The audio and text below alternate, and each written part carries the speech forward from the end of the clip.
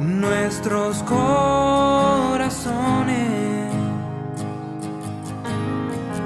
Ya, vamos con la 8.5. Oremos al Señor para comenzar. Buen Dios y Padre amado, te damos gracias por darnos la oportunidad de llegar ante el trono de la gracia a través del sacrificio de Cristo. Gracias porque también tú nos has cuidado, nos has protegido. Gracias porque tú aún sigues moviéndote, Señor, en medio de esta tiniebla que está rodeando al mundo. Padre, te damos gracias porque yo sé que tu poder, tu amor, tu misericordia sigue tocando corazones hasta el día de hoy y lo seguirá haciendo. Bendito Dios, te doy gracias por los hermanos que se han conectado, por aquellos que por algún u otro motivo quizás lo van a hacer más tarde. Te pido que tú les bendigas también y que este tiempo que vamos a compartir de aprender de tu palabra, Señor, que prepare nuestros corazones para que puedas también nosotros captar lo que tú quieres que recibamos. Te doy gracias en el nombre de Jesús, Padre Celestial. Amén. Amén. Vamos entonces hoy día a la clase número 4, a el capítulo número 5.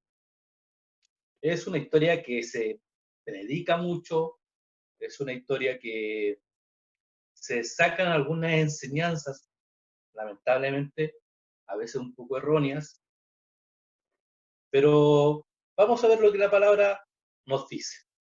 Capítulo 5, del verso 1 al verso 11, narra la historia de Ananías y Zafira.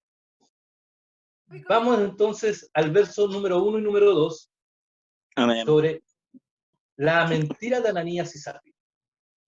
¿Ya? Dice así: pero cierto hombre llamado Ananías, con Zafira su mujer, vendió una heredad, y sustrajo del precio sabiéndolo también su mujer, y trayendo solo una parte, lo puso a los pies de los apóstoles. ¿Cuál? Podemos ver acá que había una muy buena intención. Era vender para que los apóstoles pudieran seguir predicando, para compartirlo. Se recuerda que quedamos la semana pasada en que si al día de hoy la congregación compartiera de sus bienes, no habría necesidades dentro de la misma comunidad de fe. ¿Por qué? Porque estaríamos supliendo a aquellos que no tienen, a aquellos que están pasando dificultades. Es una buena intención, pero hay un pecado a raíz de esto mismo, de esta muy buena intención hay un pecado. En el verso 3, Pedro lo enfrenta. ¿Por qué? Por su pecado. Dice, y dijo Pedro a Ananías, ¿por qué llenó Satanás tu corazón para que mintieses al Espíritu Santo y sustrajeses del precio de la heredad? Entonces, ellos se quedaron con una porción que habían ofrecido, un total, y ellos sacaron, digamos que sacaron una colita, como todos decimos. ¿Cuál fue el pecado de este matrimonio? Aquí está esa pregunta. Porque nadie lo obligaba a vender o a entregar todo. Sin embargo, ¿cuál fue el pecado? En el fondo, el pecado era que querían aparentar generosidad que no tenían.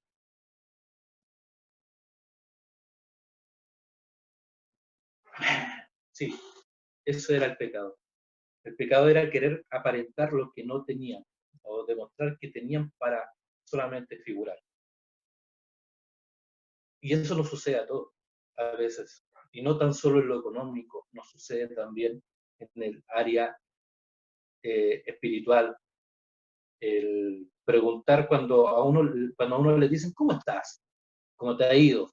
¿Cómo te sientes? Y nuestra respuesta a flor de labios dice, bien, estoy bien. Pero ahora mismo, cuando yo les dije, hermanos, pregunten si alguien tiene alguna necesidad, les aseguro que nadie fue sincero si es que preguntaron. ¿Por qué? Porque no da cosa, porque como que nos enseñaron que el cristiano no puede estar pasando necesidad, nos enseñaron que el cristiano no puede estar triste, no puede estar con una leve depresión, no puede estar con una angustia, no puede estar preocupado. El cristiano tiene que estar siempre alegre, contento, y nos ponen el ejemplo del payaso. Nosotros somos como los payasos. reímos por fuera, pero lloramos por dentro, aleluya, amén. Pero a veces, vuelvo a decir, mentimos. Y no tan solo en lo económico, en el caso de Ananías y Zafira, sino que también en el ámbito espiritual, emocional, también mentimos. En el verso número 5, muere Ananías, producto de haber mentido. Pedro lo confronta y le dice, ¿es verdad que vendiste esta propiedad a este precio? Sí. Ni se arrugó para mentir.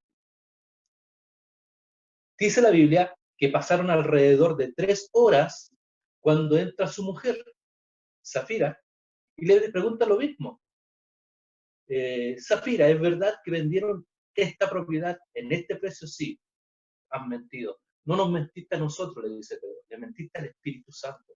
En otras palabras, si fácilmente mienten por una cosa que no tenía mayor relevancia en lo espiritual, ¿cuánto más puedes mentir en lo espiritual? ¿Y qué fue lo que sucedió entonces? Murieron los dos. Y es más, cuando te estaba preguntando a Zafira, la Biblia dice, los jóvenes que vienen entrando, de los pasos que tú sientes, son aquellos que llevaron a sepultar a tu esposo y ahora te van a llevar a ti. Y cae muerta. ¿Por qué fue drástico el castigo si ya estaban en el periodo de la gracia? Cristo había muerto, ahora está la comunidad viviendo de la gracia que el Señor derramó. El castigo fue similar a Nadab y Abiú. ¿Quiénes eran ellos? Los hijos de Aarón. Levítico capítulo 10, vamos al Antiguo Testamento, nos cuenta que ellos cayeron muertos fulminantemente. Nadab y Abiú no solo fue su fuego extraño, ellos estaban ofreciendo fuego extraño en el altar. Eran hijos de Aarón, por ende también eran sacerdotes.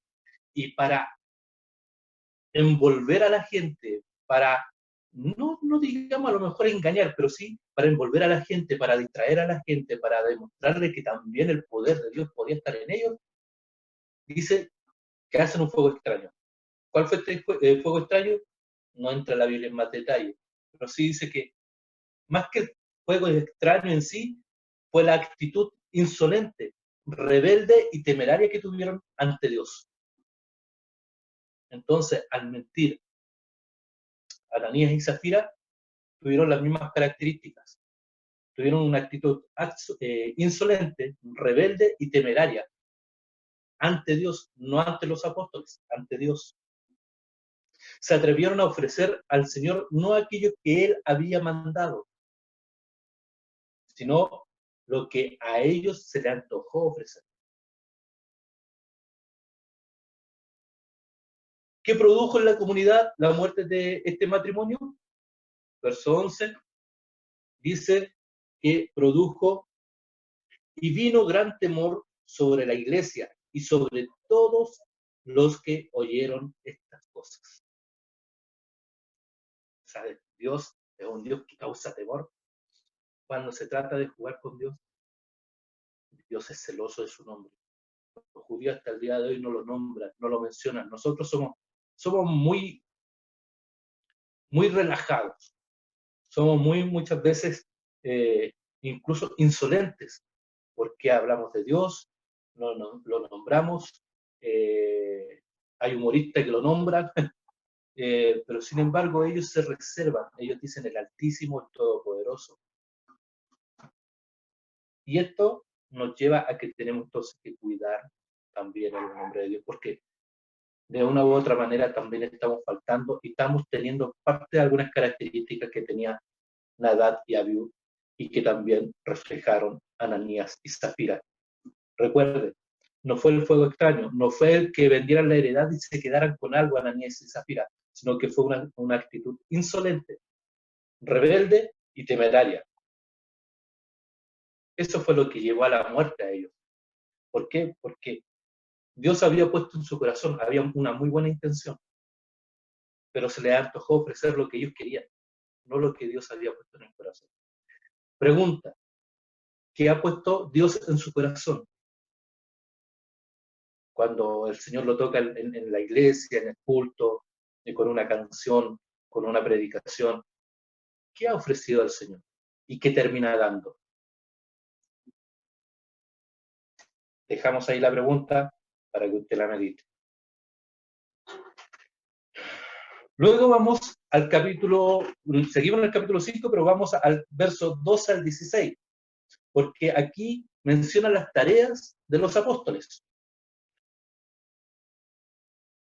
La descripción sumaria, ustedes recuerdan el pueblo sumario, del texto muestra a grandes rasgos el servicio que prestaba la iglesia o la comunidad, porque todavía no empieza la iglesia en sí, en la comunidad de Jerusalén en esos días. ¿Cómo lo calificaban? ¿O cómo era calificado? Con prodigios y señales.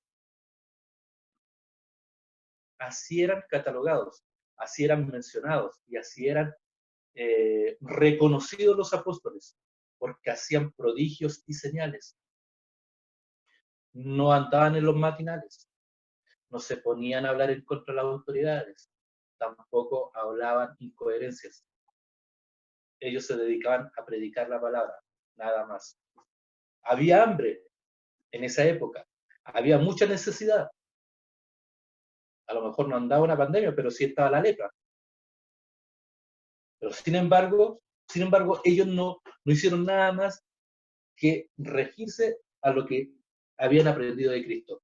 Y eso, su testimonio lo avalaba con prodigios y señales. ¿Dónde se reunían? En el pórtico de Salomón, fuera del templo. ¿Quiénes eran los demás del verso 13? Veamos lo que dice el verso 13 para que entiendan más o menos. De los demás, ninguno se atrevía a juntarse con ellos, mas el pueblo los alababa grandemente. Verso 12, para que entendamos la idea, y por la mano de los apóstoles se hacían muchas señales y prodigios en el pueblo, y estaban todos unánime en el pórtico de Salomón, estaban todos reunidos ahí. Es como cuando la iglesia del pastor Eduardo Herrera se juntaba y empezó a crecer, y él empezó a predicar, él tuvo el llamado de predicar y evangelizar en el Paseo Humada. Era un loco, realmente fue un loco en los tiempos de los 80, pero mucha gente empezó a acercarse, mucha gente empezó a pedir oración, y creció una congregación que se llama Pueblo de Dios, saliendo de la Asamblea de Dios, Pueblo de Dios. Me lo imagino así, porque se reunían a las afueras, ellos se reunían y se daban el dato que se juntaban afuera de Falabella. Estamos pasando publicidad gratis. Pero ellos se reunían afuera a ver los prodigios y milagros y a escuchar a los apóstoles. Ahora, ¿quiénes entonces eran los demás del verso 13? Eran los judíos que no creían, la familia Miranda, como dice uno, los que le echaban la atención, los curiosos, los que están ahí pendientes, ¿qué está pasando ahí cuando uno ve un tumulto de gente y nos faltan los que llegan a mirar así como y se la saben todo?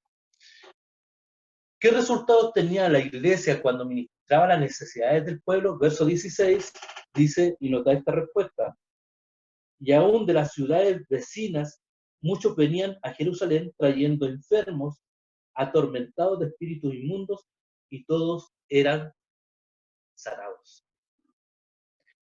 Entonces, ¿cuál era el resultado? Que todos eran sanados. Y uno le da generalmente énfasis solamente a las enfermedades físicas, pero también hoy en día, sobre todo con esto que la cuarentena o que estar encerrado y todo eso, la salud mental. En Chile hay una crisis tremenda que veníamos arrastrando hace muchos años, solamente que ahora está explotando esta crisis o esta crisis de salud mental.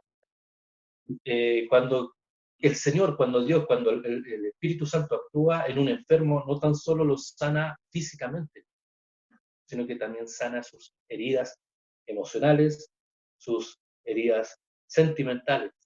Él restaura por completo y en plenitud. Y vamos ahora del capítulo 5 al verso 17 hasta el 42. Y vamos a pasar uno por uno. Hasta el verso 42. Aquí tratan de callar a los apóstoles y aquí empieza una de las primeras crisis fuertes. Los apóstoles son perseguidos por los líderes religiosos. ¿Y a dónde van a parar? ¿Usted cree que guardaron silencio, se encerraron, tuvieron miedo y temor? No, fueron a parar a la cárcel. Ellos siguieron predicando, ellos siguieron anunciando a este Cristo. Recuerda el mensaje central de Pedro. ¿Cuál era? Era: Cristo vino, murió y resucitó. Y era lo que ellos predicaban. Pero la secta gobernante de la agrupación o de las autoridades del Sanedrín, eran los saduceos, que no creían en la resurrección. Y por eso tenían esa pelea. Los fariseos sí creían, pero eran los menos. Creían que en la resurrección. Muchos quedaron cautivados cuando escucharon que Cristo había resucitado. ¿Cómo salieron de la cárcel? Verso 19. Es que esto no es para solamente leer acá, sino que es que ir a la palabra. Dice verso 19. Mas un ángel del Señor, abriendo de noche las puertas de la cárcel y sacándolos, dijo, verso 20, id y puestos en pie en el templo. Es absurdo lo que le está diciendo la ángel, porque cualquiera anda a quedarte libre y escóndete. Sin embargo, él le dice, vayan y vuelvan al lugar donde los tomaron presos. Anunciad al pueblo todas las palabras de esta vida. Habiendo oído esto, entraron de mañana, ¿en dónde? En el templo, y enseñaban. Entonces, ¿cómo salieron de la cárcel? Un ángel los liberó, les dio la orden de seguir predicando a este Cristo resucitado. Cuando nuevamente son llevados al concilio y amenazados, ¿qué respondió Pedro? Dice, respondiendo Pedro y los apóstoles dijeron, es necesario obedecer ¿a quién? A Dios antes que a los hombres. Y aquí me quiero detener un poquito porque hemos tenido, este tema está contingente, lamentablemente, cuando un texto lo sacan de contexto, solamente hacen pretexto o producen un pretexto. ¿Por qué? Porque no quiero faltarle el respeto tampoco, pero hubo un, un hermano en Cristo, es un hermano en Cristo, hubo un hermano en Cristo que trató de cobardes a los pastores, porque este es el tiempo de salir a predicar, porque no podemos, le tenemos que obedecer a Dios y no a los hombres. Sí, la palabra sí lo dice, pero ¿por qué lo está diciendo? Hay dos palabras o dos preguntas en hermenéutica que se pueden aplicar siempre. Es, ¿qué es lo que estaba y por qué estaba diciendo eso el texto? Y la segunda pregunta es, ¿qué está diciendo el texto en este tiempo? Entonces, en ese tiempo, no era un tema de salud como el que estamos viviendo ahora, sino que era un tema religioso y de celo, porque algunos creían y otros no, porque tenían miedo que muchas personas se convirtieran. Eso es lo que sucedía en ese tiempo. ¿Qué nos dice el texto ahora? Sigamos obedeciendo. Si a nosotros no nos han prohibido predicar, estamos usando las redes sociales, estamos usando diferentes plataformas. No nos han dicho no prediquen, no nos han dicho no hablen más de Cristo. Y creo que ellos tienen que estar más que claro que el cristiano en sí está llevando esperanza a toda la gente que está angustiada. Así que no nos van a decir eso. Que lo saquen de contexto y que digan, no, hay que salir nomás a la calle, no obedezcan a las autoridades porque no saben lo que dicen, porque yo predico a Cristo. Sí, yo también predico a Cristo. Pero también me enseña que yo tengo que cuidar mi salud y al cuidarme yo, cuido a mi entorno.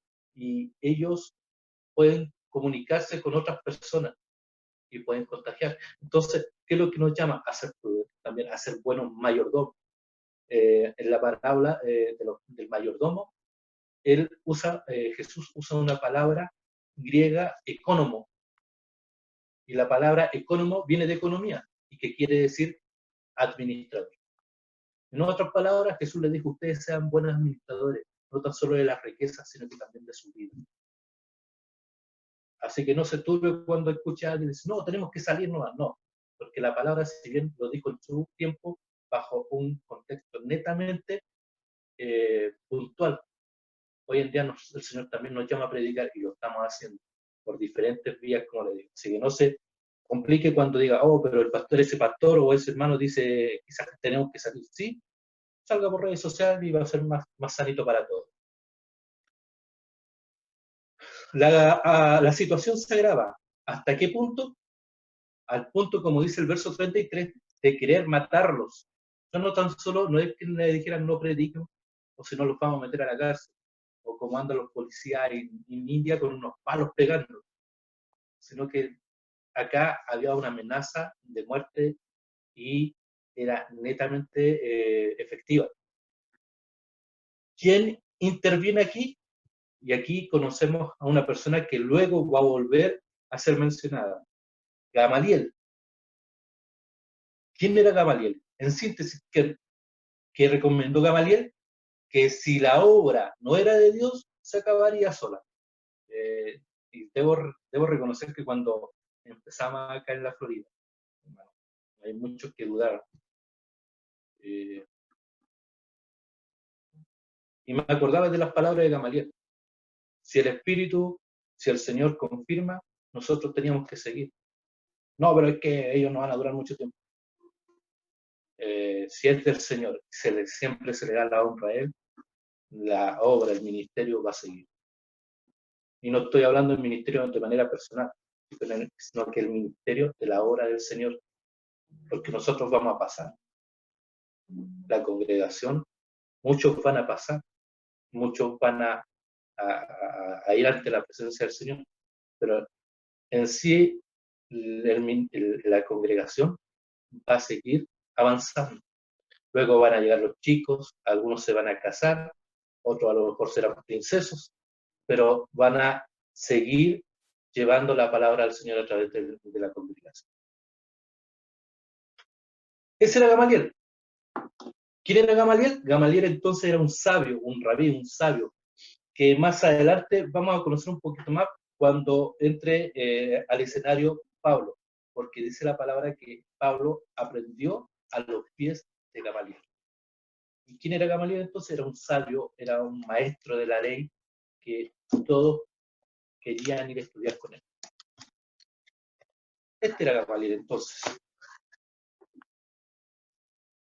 ¿Cómo reaccionaron los apóstoles después de haber sido azotados? Verso 41. Dice así. 41 y 42.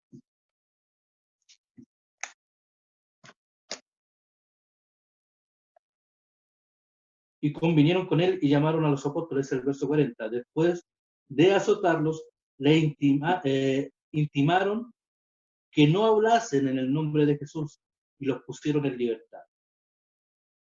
Y ellos salieron de la presencia del concilio, gozosos de haber sido tenidos por dignos de padecer afrenta por causa del nombre. ¿El nombre de quién?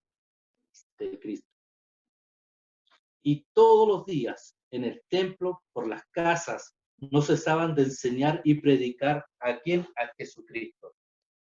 ¿Cómo reaccionaron los apóstoles? No reaccionaron con temor, no reaccionaron quedándose callados, no reaccionaron guardándose. Apóstol que se esconde sirve para otro Mesías. No, ellos continuaron predicando, continuaron anunciando y se sentían dignos. Fíjense ese detalle, se sentían dignos ¿de qué? De que fueron asustados por la causa de Cristo. Y aquí también entramos en confusión cuando algunos hoy en día les dicen, no, usted aquí, oh no, nosotros estamos siendo perseguidos por la causa del Señor.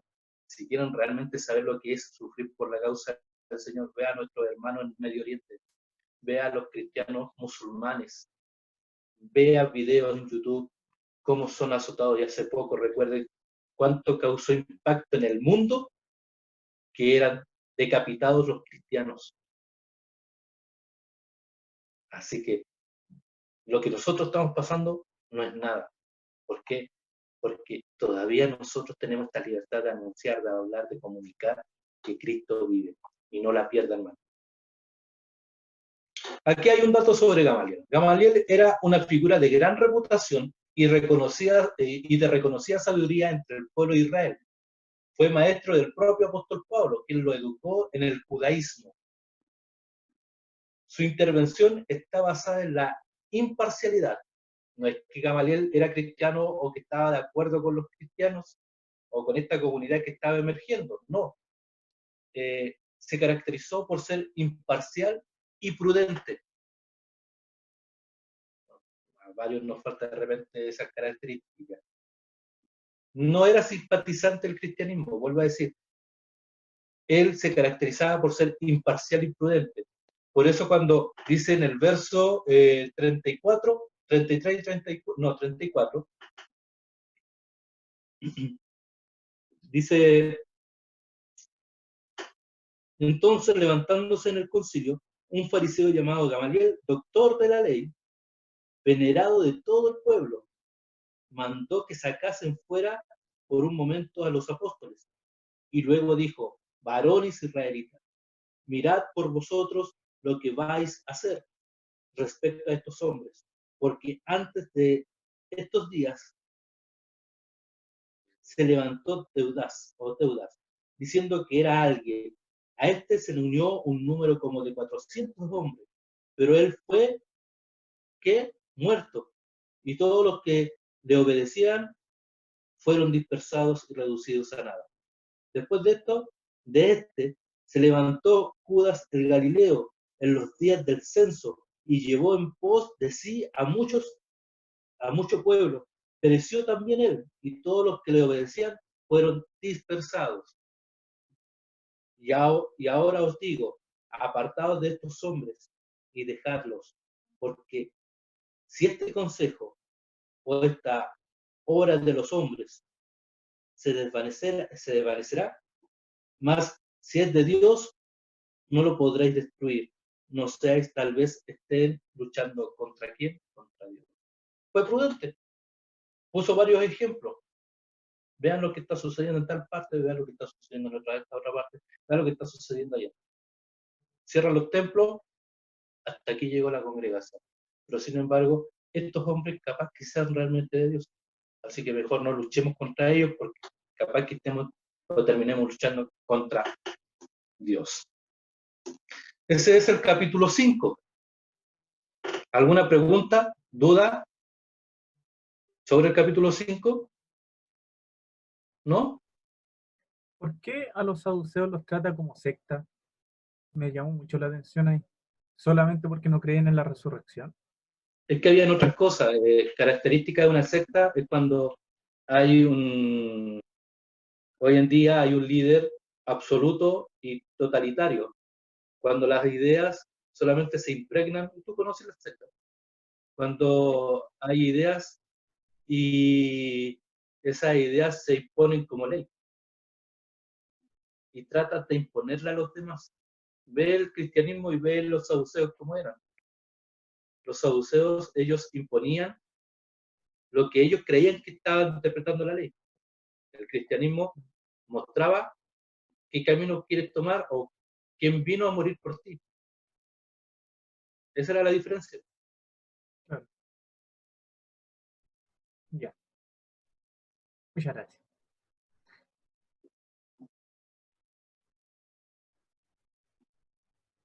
¿Alguien más? Capítulo 5.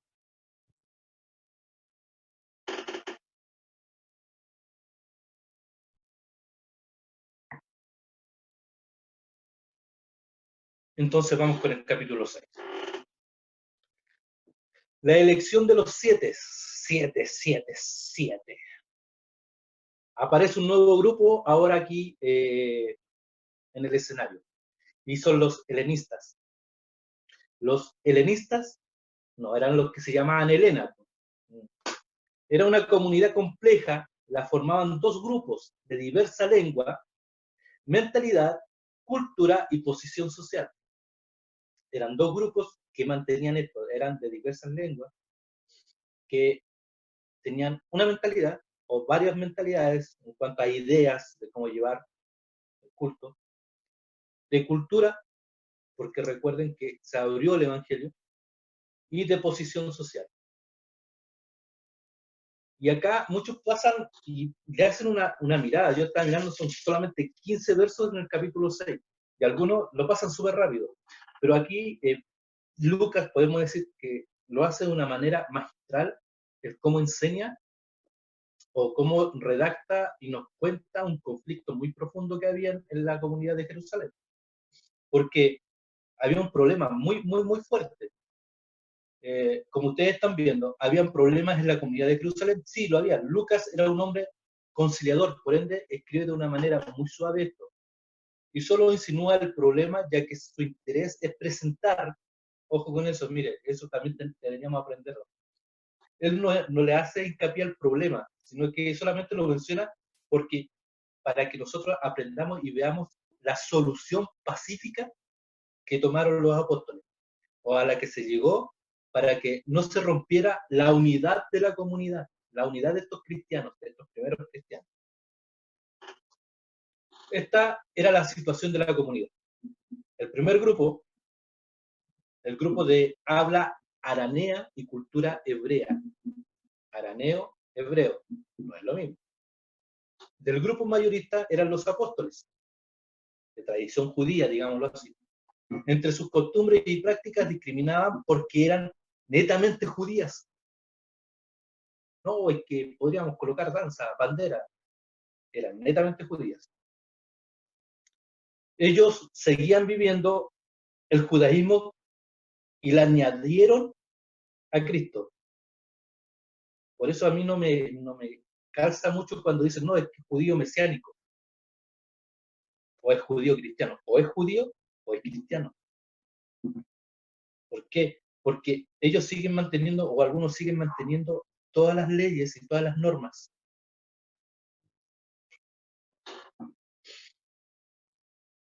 Entonces, había discriminación por parte de este grupo judío, aún después de abrazar la fe, porque la consideraban parte del mensaje de Cristo. ¿Se dan cuenta? Añadieron, ¿no? Así como, nosotros seguimos siendo judíos, la tradición, la cultura, pero Cristo era judío, así que podemos dar unas pinceladas.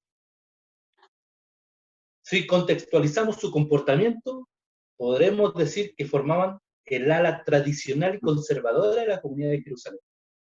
En otras palabras, eran los que, a ver, no me malinterprete, solamente un ejemplo, eran los que, no, en la iglesia no se permite reír, no, es que en la iglesia no se permite hacer esto, no, es que la mujer se tiene que vestir así, no, es que el varón tiene que andar así, no, es que el varón tiene que andar bien afeitado, es que el varón tiene que andar con el pelo corto, y así. Más o menos esa era la idea de esta comunidad. Y aquí está el grupo cristiano. Ya estos eran más, por decirlo así, cristianos, seguidores de Cristo netamente, los helenistas. El término helenista se le daba a los judíos que habían nacido y vivido fuera de Palestina. O sea, ellos no venían con esta carga hereditaria de las tradiciones.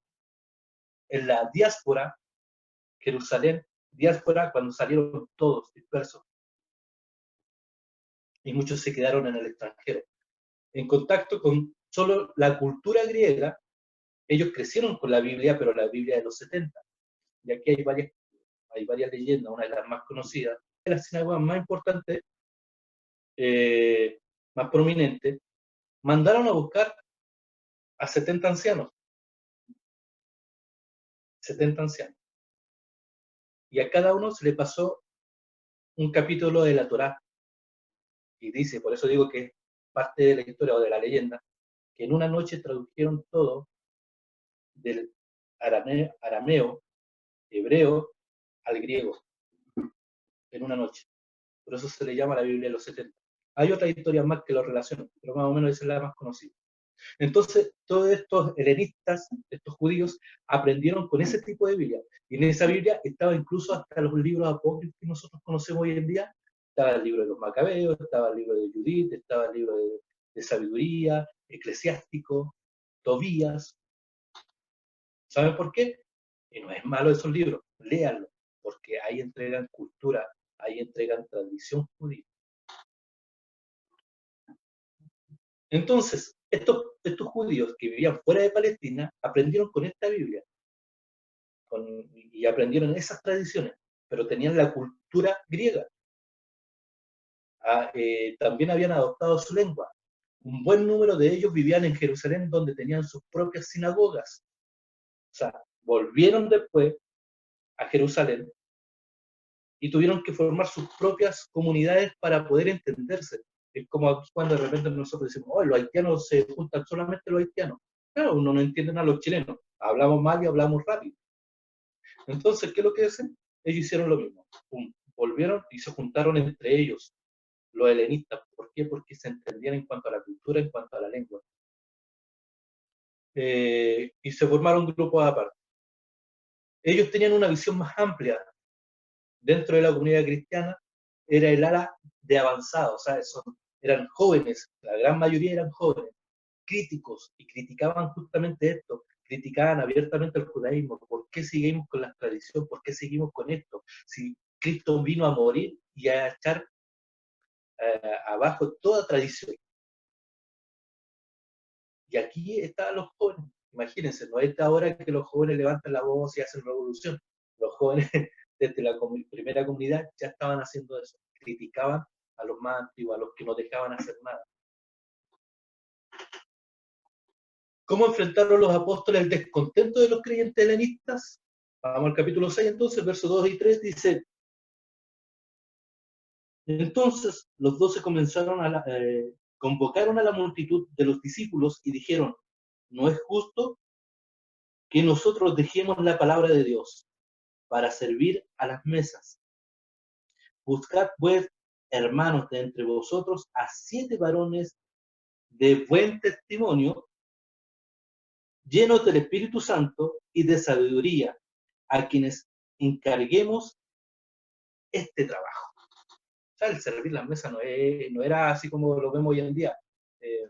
Cuando hacemos eventos, sobre todo, oh, los jóvenes que son más rápidos, son más ágiles, sirvan las mesas. Los varones van a ir a lavar porque están acostumbrados a hacerlo en la casa.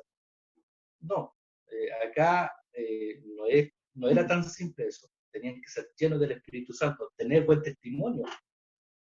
Aquí está, vamos a ver algunas características. Entonces, ¿qué fue lo que pasó? ¿Cómo enfrentaron esta dificultad los apóstoles? Convocaron a la multitud, o sea, llamaron a una asamblea para conversar, para dar a conocer lo que estaba sucediendo. Luego, que ellos mismos eligieran a sus representantes. Aquí detengamos otro poquito porque ¿qué es lo que sucedía entonces en la comunidad de Jerusalén? Sucedía que los helenistas veían cómo en cierta medida los judíos despreciaban a sus viudas, a sus huérfanos, a sus desamparados. Y ellos como judíos le daban prioridad a su gente. No hacían, no mantenían un equilibrio, no eran imparciales, todo lo contrario. Entonces, después podían ayudar, si es que sobraba, imagínense, podían ayudar a las viudas a las que iban a comer a las mesas por la hambruna que había. Entonces los apóstoles dicen, ok, tienen que tener estas características si los que van a servir en la mesa, porque nosotros, como apóstoles, somos enviados a predicar. No es que sea más importante, pero sí le estaban quitando tiempo a su labor primordial, que era predicar. Esa era la labor de los apóstoles. No estar sirviendo las mesas. El libro de Jeremías, el libro de Isaías, habla de atender a las viudas, atender a los huérfanos, atender a los desamparados y atender incluso a los extranjeros y ver la necesidad en el pueblo. No es que ellos lo estaban mirando así como, no, nosotros ahora estamos superiores, somos apóstoles, no, todo lo contrario, pero ellos estaban llamados a una comisión específica. ¿Qué se ganó con este conflicto? Se ganó esto, que primero era conservar la unidad de la comunidad. ¿Se fijaron? Hubo problema, hubo una crisis, pero lo conversaron, llamaron a la asamblea, se juntaron y conversaron y dijeron, esto es lo que está sucediendo. Ah, pero es que nosotros estamos viendo que nos discriminan. Ok, entonces elijan su gente, elijan a 7 personas con estas características, buen testimonio, llenos del Espíritu Santo. ¿Cuál era la otra? Con sabiduría, porque nosotros entonces nos dedicamos a predicar. Y el segundo punto, o lo segundo que se ganó, es que el Espíritu Santo ya no era monopolio de un grupo específico, como eran los judíos. Ya el Espíritu Santo pasa a ser de todo aquel que cree en Cristo. Y hubo diversidad. Hubo diversidad en el sentido de que, como comunidad, ya no veían si eran griegos, si eran helenistas, si eran judíos. No veían si eran pobres, de clase media o de clase alta, sino que todos eran mirados por igual. Hubo diversidad, ya no tan solo atendían los apóstoles, sino que habían otras personas más que también cumplían una función muy importante dentro de la comunidad, que era atender las necesidades. Se dan cuenta que, por eso la primera vez que yo les decía, cuando empezamos a predicar con esta crisis de las casas, que detrás de una crisis siempre tiene que haber una enseñanza. Acá en la crisis, si ustedes después con tiempo pueden leer el capítulo 6 completo, se van a dar cuenta que Lucas poco menciona la crisis, pero sí había una crisis profunda. Si no se hubiera tomado atención y si no hubieran actuado como actuaron los apóstoles, la comunidad a lo mejor se habría dividido de tal manera que a lo mejor no iba a terminar para nada bien. Y el testimonio de Cristo donde quedaba. Sin embargo, ellos lo trataron de una manera muy sabia. Que justamente a nosotros nos falta eso a veces. No, es que hay que ya, sáquenlo, no sirve. Y ahí es donde nos falta justamente el criterio de los apóstoles. ¿Qué requisitos entonces exigieron a los apóstoles, a los postulantes para desempeñar este servicio? Buen testimonio, lleno del Espíritu y sabiduría. Es interesante, los nominados tenían nombres todos helenistas. Estaba Esteban, que viene de Estéfanos, que quiere decir coronado. Felipe, Filipón, que es aquel que viene de Macedonia, de Filipe de Macedonia. Prócoro o Proxorón, que quiere decir director de la danza. Nicanor o Nicanora, que quiere decir vencedor. Timón, no van a salir con lo otro. Timón, Timona, que quiere decir el honrado. Parmeras de Parmeneides, quiere decir perseverante. Y este nombre llama la atención, Nicolás, es netamente gentil. Él no era por ningún lado judío, sin embargo lo escogieron también dentro por su testimonio. Nicalaón, que quiere decir vencedor del pueblo. Termina el capítulo 6, perdón. Todavía nos queda un poquito. Aparece en escena entonces acá Esteban, pero antes, ¿cómo termina todo esto? La elección de los 7, imponiendo manos. ¿Y qué quiere decir imponer manos? Imponer manos quiere decir que el espíritu que está en nosotros es transmitido hacia la persona por la cual se está orando, para un ministerio específico. Eso es lo que hacían los apóstoles cuando oraban e imponían manos para algún servicio, porque se les daba la comisión de trabajar ese servicio y como que había una transmisión que transmitían el espíritu que estaba en ellos también. Aparece en escena Esteban y tenía una característica. ¿Cuál era? El verso 8 nos dice la característica de Esteban. Era lleno de gracia y de poder. Hacía grandes prodigios y señales entre el pueblo. Lleno de gracia, de poder. Es el primer laico, es el primer persona no judía que se menciona que hace milagros. Nosotros conocemos esto solamente al final, cuando lo lapidan. Pero él hacía milagros. Y ojo, que dentro de estos 7, también se menciona después, más adelante vamos a ver a Felipe. El mismo que fue elegido entre los 7 para servir las mesas, Felipe profetizaba, dice, y evangelizaba. y su hija, y tuvo 4 hijas, y las 4 hijas eran profetisas. Volvamos al capítulo 6. Verso número 8 dice, entonces se levantaron unos de la sinagoga llamados de los libertos y de los Sirene, de Alejandría, de Cilicia y de Asia, disputando con Esteban. ¿Quiénes eran los libertos? Eran judíos esclavos liberados por Roma. Y tenían su propia sinagoga en Jerusalén. ¿Se dan cuenta? No están solo así como, oh, los evangélicos en Chile, cada uno levanta su iglesia. Esto viene desde hace mucho tiempo. Entonces los libertos eran judíos que fueron esclavos y fueron liberados por Roma. ¿Cuál fue la acusación que ellos hicieron a Esteban? Lo acusaron de hablar en contra del templo, lo más sagrado para los judíos, y de la ley. Así que, ¿qué hicieron? Lo tomaron preso Esteban. ¿Qué características de Esteban menciona Lucas? Era la sabiduría y el espíritu con que hablaba, y sus enemigos vieron su rostro resplandecer como un ángel, la Biblia. Entonces, ¿qué es lo que sucedió con Esteban? Lo tomaron preso, lo llevaron ante el concilio y le empezaron a hacer preguntas. Y vamos al capítulo 7. Ya estamos terminando. Argumentos de la defensa de Esteban. Abraham, bendecido en Mesopotamia. Él empieza a hacer todo un resumen de la historia de Israel. O sea, en otras palabras, les dijo, yo no soy alguien ignorante. Yo no es que venga recién conociendo la historia del pueblo de Israel.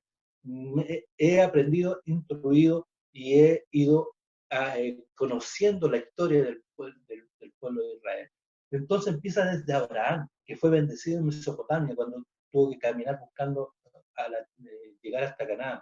Después menciona a José, otro patriarca, que fue bendecido en Egipto. Moisés fue bendecido en el desierto de Arabia. Salomón después, imagínense, desde el comienzo empezó él a hacer el resumen. En ningún momento se le escapó algo. Salomón después de terminar en el templo, entendió que el Dios Altísimo no podía encerrarlo en un templo hecho por manos humanas. Recuerden cómo era el templo de Salomón. Y todos creían que solamente estaba ahí. Por eso venían todos a verlo. Y la tradición judía era que solamente en el lugar santísimo estaba Dios. Y por eso cuando Cristo muere, rompe el velo y da a entender que Dios hoy habita en todo lugar, en todas partes. Y aquí hay algunos que quedaron asombrados cuando una vez les dije, hermanos, incluso cuando tú vas al baño, Dios está ahí. Y perdonen el ejemplo que coloco, pero es así, Dios está ahí, está en todo lugar. Ya no está encerrado en el templo. ¿Se imagina? Nosotros en cuarentena y Dios en el templo allá. Pobrecito, tiene que estar aburrido solo. No, Dios está con nosotros. Dios está con el que se queda en casa, con el que sale a trabajar, con el que va a la feria, con el que va al supermercado. Entonces les da a entender, ya Dios no está en un lugar físico, hoy está en todos lados. Y hace todo el recuento histórico y demostró que los hebreos siempre fueron lentos para aceptar el mensaje, fueron lentos y rebeldes.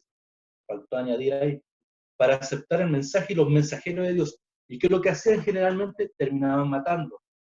Nosotros hablamos siempre de los profetas, pero casi todos los profetas los terminaron asesinando, producto que ellos hablaban. ¿Cuál era la característica de los profetas? Los profetas no eran tan solo anunciar situaciones o cosas a futuro. Hay diferentes tipos de profetas que podemos después más adelante ver, pero todos pensamos que los profetas son los videntes, pero el profeta era aquel que hacía una crítica social al pueblo, era aquel que se levantaba frente a las autoridades, frente a los sacerdotes, frente a los príncipes del pueblo, frente a los gobernadores y le decían que eran unos pecadores y que se habían alejado de Dios. Esa era la función del profeta. Entonces acá Esteban les vuelve a recordar y les dice, ustedes, siempre que Dios mandó a alguien a hablarles que se arrepintieran y que volvieran a los caminos de Dios, ustedes lo terminaron matando y fueron lentos y fueron rebeldes, nunca obedecieron. Y eso le da pie para volver a tomar la historia de Israel. José fue aborrecido y enviado por sus hermanos, quienes lo vendieron como esclavo a Egipto, pero Dios lo termina poniendo como autoridad. ¿Por qué? Porque el que obedece a Dios, Dios lo empieza a bendecir, Dios te empieza a procrear. Dice la palabra que aquel que honra, Dios lo honra. Si tú honras a Dios con lo poco que tienes, si tú honras a Dios con tu vida, si tú honras a Dios con tus actitudes, Dios te va a colocar en un lugar de privilegio, de honra. Moisés tuvo que huir al desierto, pero Dios lo envía de vuelta, ¿a dónde? A Egipto, para liberar a Israel de la esclavitud y conducirlos a la tierra prometida. Lleva al centro, después de hacer todo estos recuentos, lleva su mensaje al centro mismo de lo que quería hablar, de Jesucristo. Y enojado y triste, hace estas tres acusaciones a los judíos. En el verso 51, duros te servís. ¿Qué quiere decir servir? Duros de cabeza. Oiga, ¿cómo tan cabeza dura? E incircuncisos de corazón. Resisten siempre al Espíritu Santo. Verso 52. Tienen el mismo espíritu de sus antepasados. Entregaron y mataron al justo. Mataron a Jesucristo, entregaron a Jesucristo. Son iguales que sus antepasados, de los que les vengo mencionando hace poco. Y verso 53, teniendo la ley, no la guardaron. Es lo mismo que hoy en día una persona nos diga, tienen la Biblia y no la leen. Tienen la Biblia y no la estudian. ¿Cómo son tan cabezaduras que tienen que salir porque alguien les dijo? No, hay que estudiar. Eso es lo que le quiso decir Esteban a sus acusadores. Esteban fue el primer mártir. ¿Dónde fue apedreado? Fuera de la ciudad. Esa era una costumbre y era parte de la ley. En Deuteronomio capítulo 11 habla sobre las leyes humanitarias, pero también habla sobre cuando un hijo avergonzaba el hogar de sus padres, tenían todo el derecho de sacarlo fuera de la ciudad y apedrearlo para que la casa ni el pueblo estuviera manchado con sangre, y lo apedreaban hasta morir. Bendita gracia, porque cuántas veces hemos faltado el respeto a nuestros papás. Sin embargo, ahora tenemos la gracia que nos restaura, nos limpia, y a través de ella Jesucristo nos perdona. Cuando apedrearon a Esteban, ¿a los pies de quién pusieron su ropa? Y aquí ya aparece un personaje que va a ser muy importante en el libro de Hechos. Aparece a los pies de Saulo. Saulo viene de Saúl, de la tribu de Benjamín.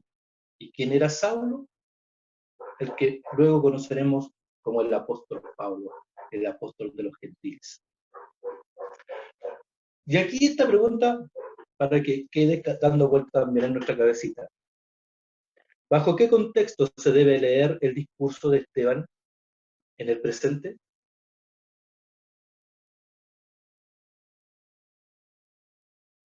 Una de las enseñanzas que nos deja el discurso de Esteban es que del verdadero Israel y del verdadero cristianismo no pueden salir perseguidores, discriminadores y asesinos. Lamentablemente, y lo hemos estado viendo en el discipulado, en el devocional, lamentablemente, en el nombre de Dios, en el nombre de Cristo, la iglesia discrimina a personas. Se ha usado su nombre para formar máquinas de guerra, para asesinar. Si no recuerde las cruzadas, si no recuerde el Medio Oriente. Y el mensaje que nos deja Esteban es justamente eso, lo contrario. Como verdaderos cristianos no podemos ni andar persiguiendo a la gente, no podemos andar acusándola injustamente, no podemos discriminar a nadie, ni aunque llegue un ladrón, un violador, ni aunque llegue un asesino, ni tampoco un homosexual. Debemos aceptarlo. No debe haber discriminación, y menos asesinarlo, a lo mejor no físicamente, pero muchas veces la iglesia se encargó de asesinar espiritualmente. Entonces, bajo el contexto, o bajo qué contexto se debe leer entonces el discurso de Esteban en el presente, se los dejo como tarea para la casa. Y esa sería la clase de hoy.